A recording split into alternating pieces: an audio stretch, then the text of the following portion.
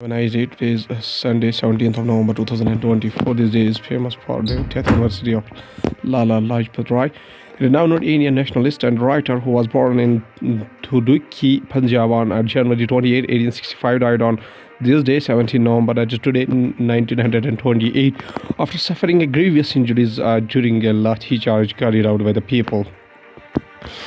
Now, starting the newspaper with the world news, including Benjamin Netanyahu's home attacked by two flash bombs in Israel, second attack since October.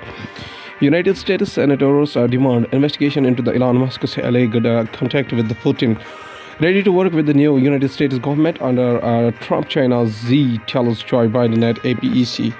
Freeze in finance deal. Conference of Party 29 looks to G20 in Brazil for help.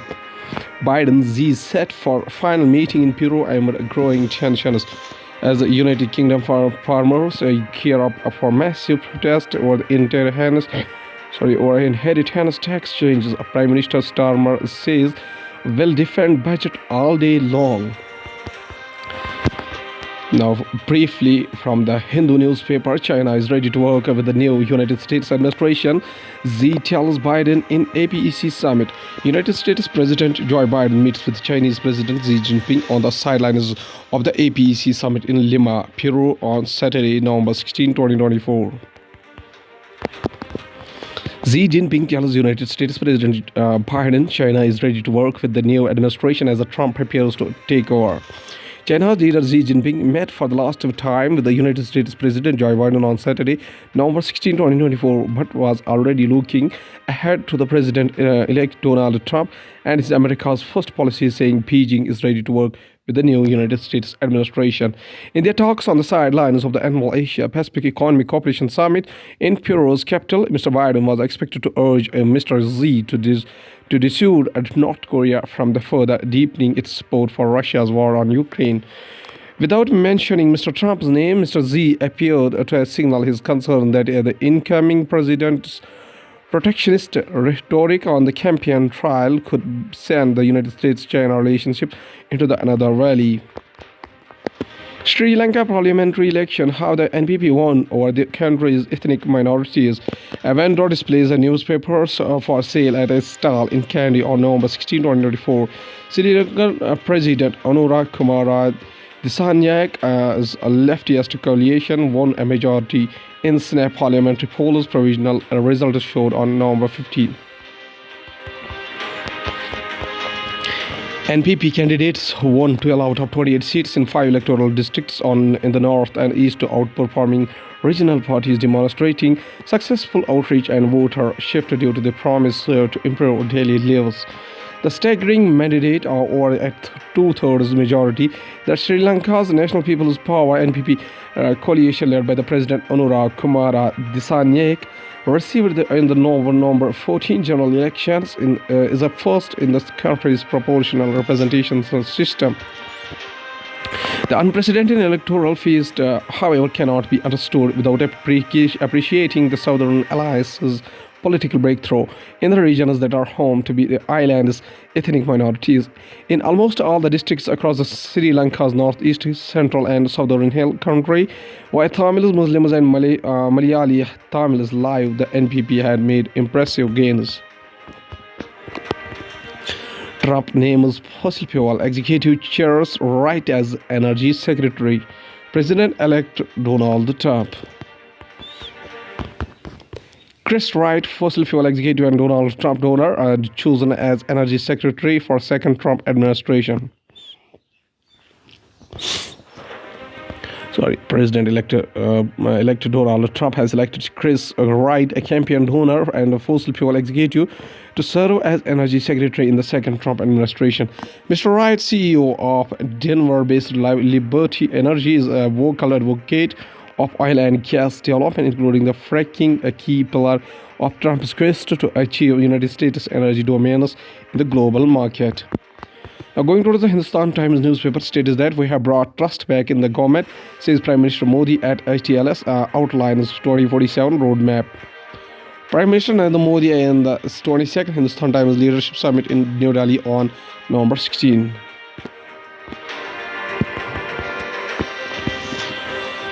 New Delhi Prime Minister Narendra Modi on Saturday detailed his vision and roadmap to make India a developed nation by 2047, underlying public confidence in the government, the belief of the ordinary citizen, and a transformation of the social mindset as a crucial propellers of that journey.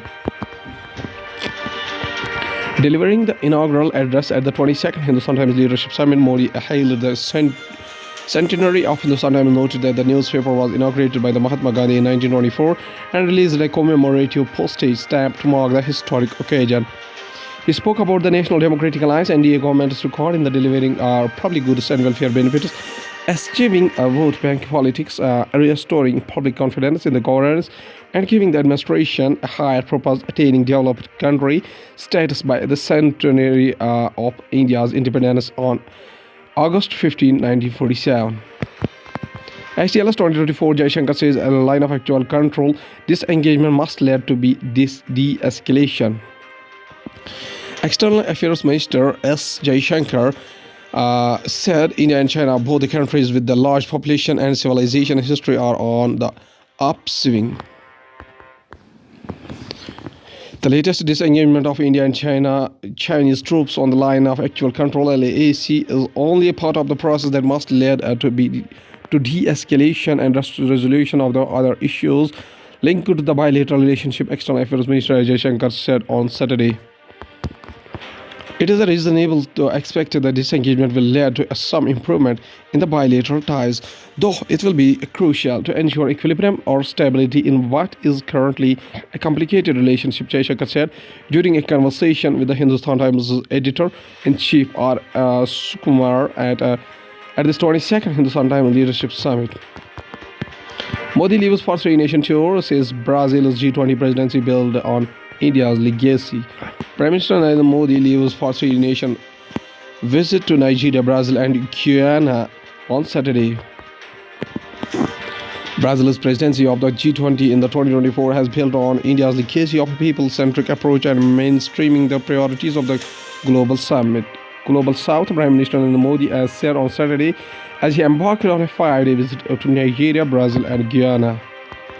Going towards the economy of the country from the business point of view, safe harbor, a clause for platforms needs a revisit, says Vaishnav. Vaishnav said globally debates are intensifying over whether the safe harbor provisions are still appropriate, given their role in enabling the spread of misinformation, riots, and even acts of terrorism. Vaishnav highlighted three other areas: fair compensation for content creators, algorithm bias of digital platforms, and impact of the artificial intelligence on intellectual property that are concerning and needs attention. After Trump's win, India Google's immigration and H-1B Americans on the ways to leave the United States. Users in the India who searched for the phrase legal immigration also searched for the terms like Trump legal immigration, another Trump, and Stephen Miller. Queries around the legal immigration, H-1B visa, and United States birth citizenship spiked on November 6th when Trump was declared victor. Going to the science and tech, we have a quarter of the world's diabetes are in India. Experts call for prevention efforts on war footing. Glucometer test.